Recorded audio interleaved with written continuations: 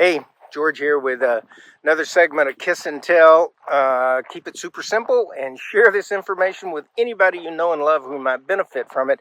As you know, my wife and I, we have a home down in Chile, and I'm in beautiful Santa Cruz, and every day I take a walk, and that's what I'm doing right now. So it's kind of a walk and talk.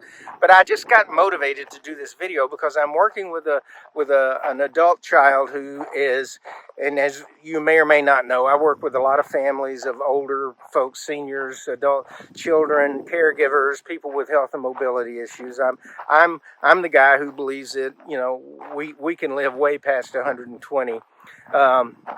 But this woman is consumed with fear and stress about what's going to happen to her mom over the next 5 to 10 years. She's just worried about it, and she can't get out of it. And it made me stop and think, and it motivated me to do this little video for you.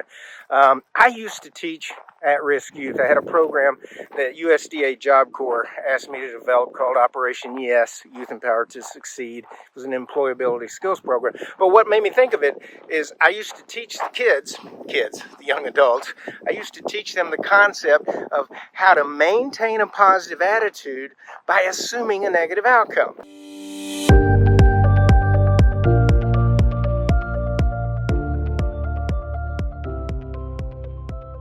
All right, but hang with me here. Don't go, wait a minute.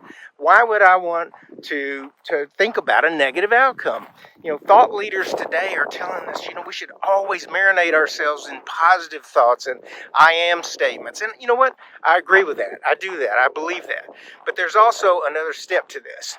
If I, in my adult mind, non-judgmental, non-fear-based, non-emotional, if I honestly say, okay, what is my worst case scenario here?